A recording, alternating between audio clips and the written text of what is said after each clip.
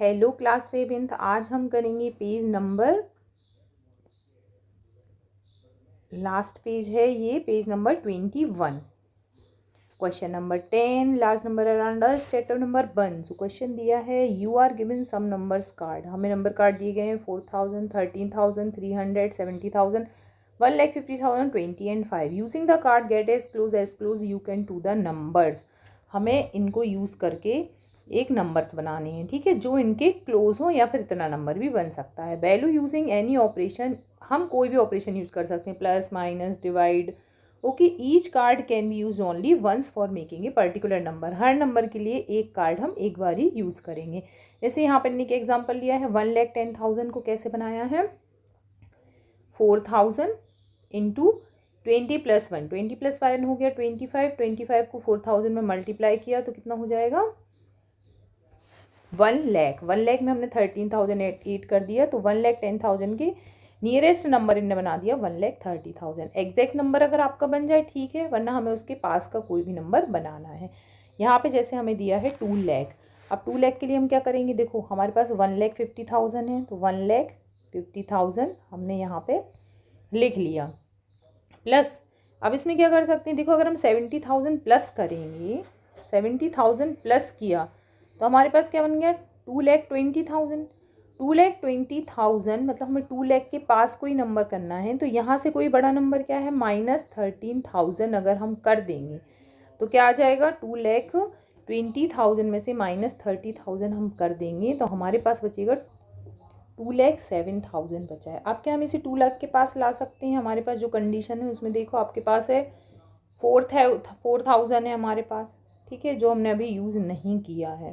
तो अगर हम इसमें से -4,000 और कर दें तो हम कितने पास पहुंच जाएंगे 2,03,000 के पास, 2,03,000।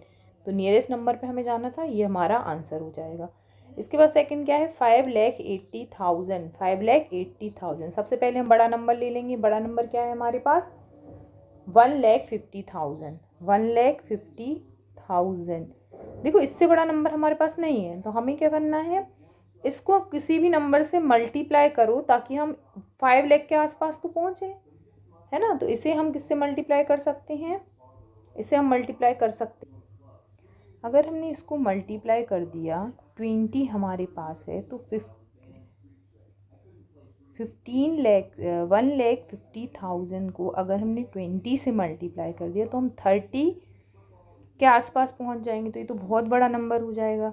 तो हम इसे डिवाइड कैसे कर देंगे, इसे डिवाइड कर देंगे 5 से। अगर हमने इसे 5 से डिवाइड कर दिया तो ये नंबर हमारा 6 लाख के आसपास पहुंच जाएगा। अब हमें क्या चाहिए, हमें 6 लाख हो गया, मतलब हमें 20,000 इसमें से माइनस करने हैं ताकि हमारा 6 लाख आ जाए। हमने यूज़ कर लिए ये तीनों नंबर, अब हमारे पास है ये वाले नंबर। हमें माइनस करना ही 20,000 के आसपास नंबर। तो माइनस अगर हम 13,000 प्लस 4,000 अगर हम माइनस कर देंगे तो ये दोनों मिला के कितने हो जाएंगे हमारे पास 17,000। तो हमारे पास आंसर क्या आ जाएगा 5 लाख। इसे हम सॉल्व करके देखेंगे। 1,50,000 को 2 से मल्टीप्लाई किया तो ये हो गया 30। 1 2 3 4 5 0, 1 2 3 4 5 0। इसको डिवाइड करेंगे हम 5 से, 5 बन जा 5, 5 6 जा 30। 1 2 3 4 5 0, 1 2 3 4 5 0। 6 लाख हो गया। 6 लाख में से हमने माइनस करा 13 + 4। 13 + 4 क्या हो जाएगा 17,000। 17,000 माइनस करेंगे तो हमारे पास क्या बचेगा 5,83,000। हमें उसके पास वाला नंबर लाना था तो ये हमारा आंसर हो जाएगा। देखो आपको खुद सोचना है आप कौन से ऑपरेशंस लगाओगे, उन ऑपरेशंस के अकॉर्डिंग आपके आंसर्स आ जाएंगे। नेक्स्ट हमारा क्या है, नेक्स्ट क्वेश्चन है हमारा 12,45,000। अब देखो हमें 12 लाख पर जाना है तो लाख वाले नंबर आए जहाँ पे हमें 1,50,000 तो ले ही लेना है। इसमें कुछ मल्टीप्लाई वगैरह करके हम ला सकते हैं 12 लाख के आसपास।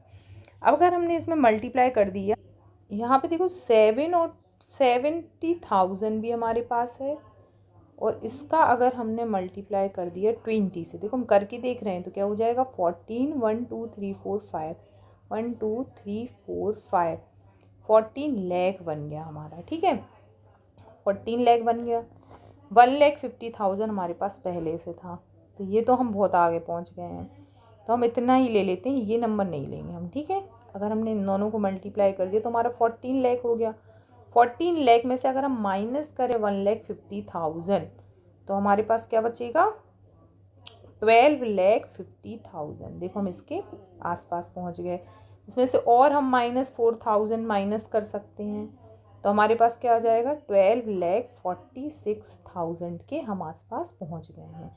तो आपको ये थोड़ा सा कर कर के देखना है कि हम इस नंबर के आसपास कैसे पहुंच जाएंगे। तो हम कैसे पहुंचे इस नंबर के पास, 70,000 को हमने मल्टीप्लाई कर दिया 20 से, तो हमारे पास आ गया 14 लाख, ठीक है। उसमें से हमने माइनस कर दिया 1,50,000 को।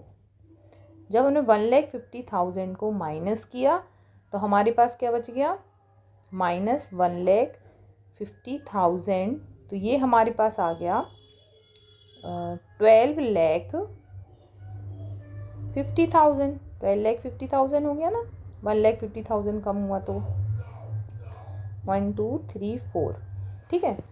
अब हमें क्या करना था, अब हमें 12,45,000 जाना था, तो हमारे पास और नंबर ये था कि 4,000 को हम और माइनस कर सकते हैं, -4,000 और हम यूज़ कर सकते हैं। तो यहाँ पे क्या आ जाएगा, इसमें से हमने माइनस कर दिया 4,000, तो ये हमारा हो गया 12,46,000, जो कि हमारा इसके क्वेश्चन है।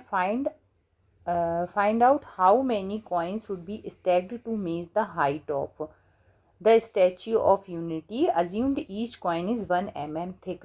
मतलब हम एक के ऊपर एक ऐसे कितने कॉइन्स रखें ताकि उनकी जो हाइट है वो स्टैच्यू ऑफ यूनिटी की हाइट के इक्वल हो जाए। और 1 कॉइन है, इसके आपकी थिकनेस कितनी दी है, 1 mm।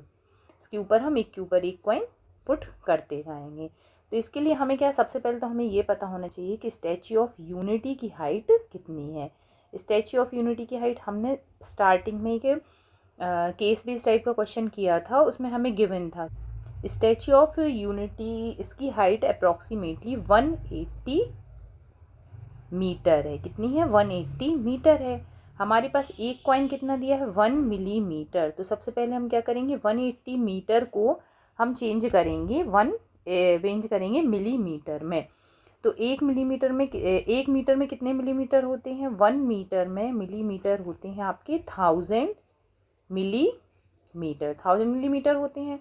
तो 180 मीटर में कितने हो जाएंगे, 180 में 180 इंटू 1000 मिलीमीटर, तो ये हो जाएगा 180 और 1 2 3 0 और, तो आपने कितना हो गया, 1,80,000 मिलीमीटर।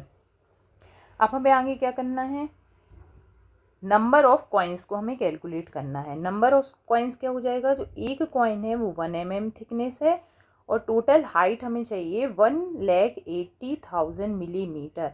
मतलब इसकी जो थिकनेस है वो इसकी हाइट है, ये एक की हमें दी है। तो हमें ऐसे कितने कॉइन्स चाहिए होंगे, तो नंबर ऑफ कॉइन्स क्या हो जाएगा, टोटल हाइट को हम लिखेंगे ऊपर टोटल हाइट, और नीचे क्या लिखेंगे, thickness of 1 coin, thickness of 1 coin. तो टोटल हाइट कितनी हो गई, देखो दोनों अब सेम यूनिट में है, मिलीमीटर में, 1,80,000 मिलीमीटर अपॉन 1 की है 1 मिलीमीटर, ठीक है। तो इसको डिवाइड करेंगे तो क्या आ जाएगा, 1,80,000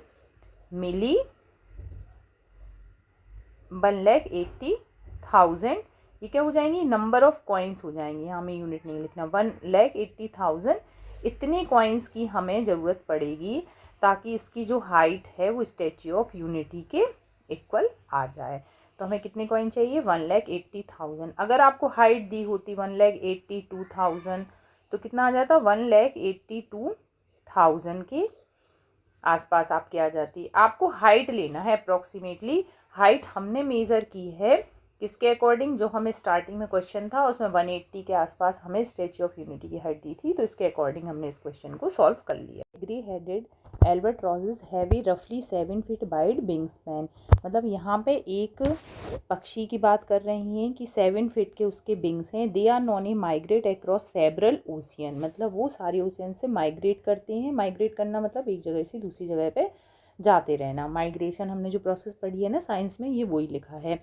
एल्बाट्रॉसेस can cover about 900 to 1000 kilometre in a day. वो बता रहे हैं एक दिन में ये 900 से लेके 1000 किलोमीटर तक कवर कर लेता है। Once of the longest single trip recorded is about 12,000। मतलब एक जो लॉन्गेस्ट ट्रिप थी इनकी वो थी, इसने 12,000 किलोमीटर कवर की थी। How many days would such a trip take to across the Pacific ocean approximate. तो यहाँ पे ये कितनी डिस्टेंस कवर कर रहा है, 900 to 1000 किलोमीटर पर डे।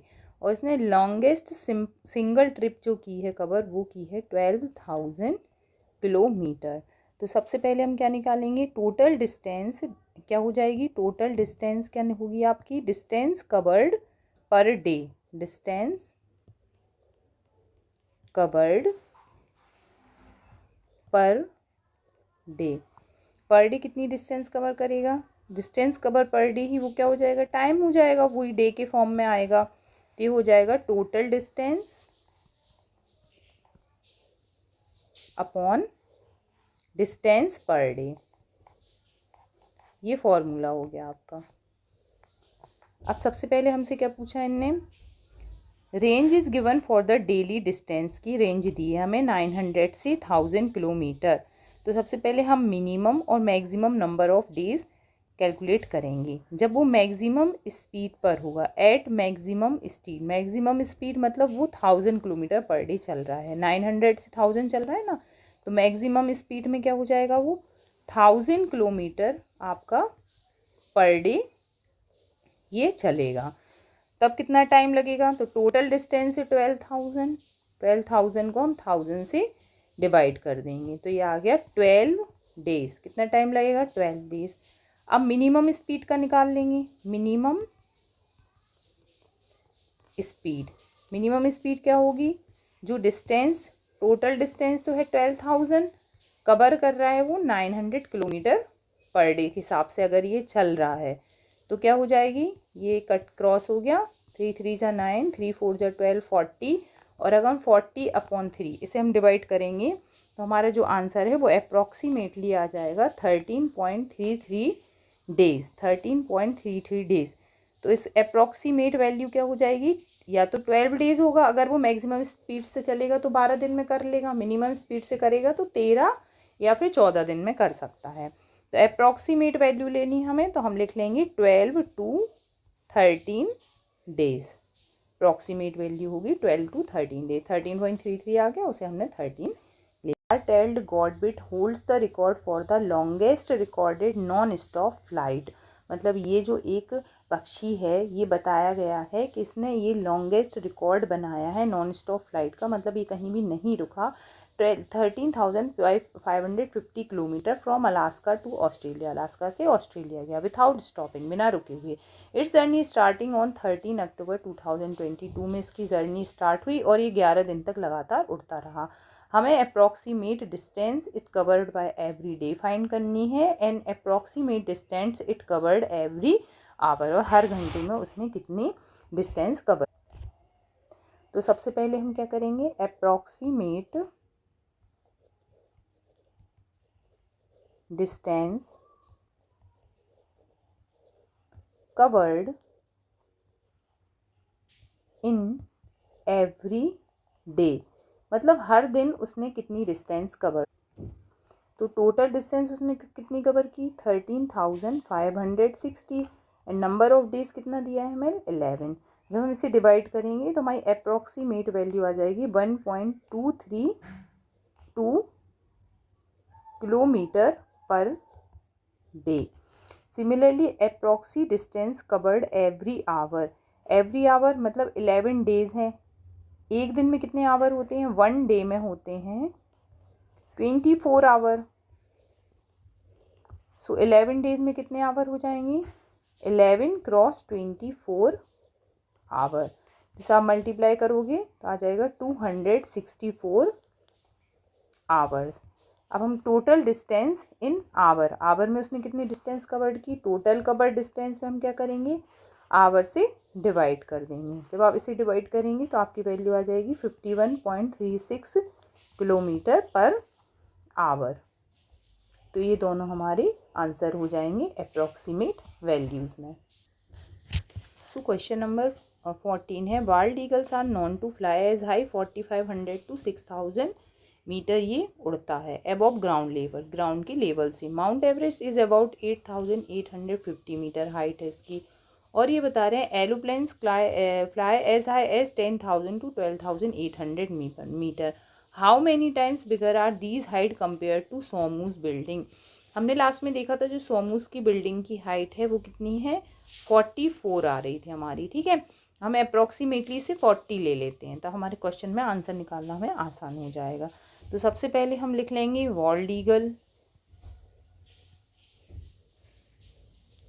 उसके बाद हम क्या निकालेंगे, वॉल्ड ईगल कितना उड़ रहा है आपका, ये 4500 to 6000 जा रहा है, मतलब हम इसकी दो वैल्यू दी गई हैं, 4500 पर भी उड़ता है और 6000 पे। अगर ये 4500 पर जाता है, ठीक है, तो फिर 4500 को अगर हम डिवाइड कर देंगे 40 से तो हमारा आंसर क्या आ जाएगा, 112.5 टाइम्स ज़्यादा हाइट है किसकी, बाल्ड ईगल की, सोमू की बिल्डिंग से।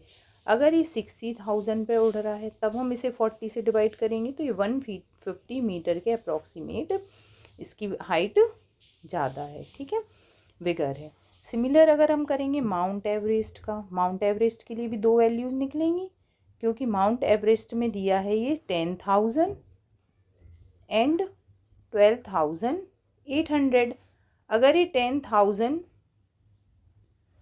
माउंट एवरेस्ट के लिए हमें दिया है 8,000, ये हमारा दिया था एरोप्लेन के लिए, एरोप्लेन के लिए 10,000 हाइट है तो 40 से डिवाइड करेंगे तो क्या हो जाएगा,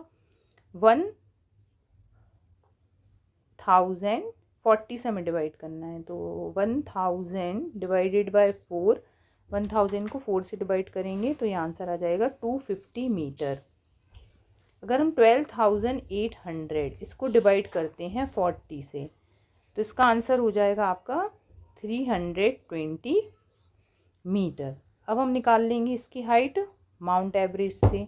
माउंट एवरेस्ट के लिए हाइट कितनी है, 8,850, तो 8,850 को डिवाइड करेंगे हम 40 से तो हमारा आंसर आ जाएगा 221.25 टाइम्स।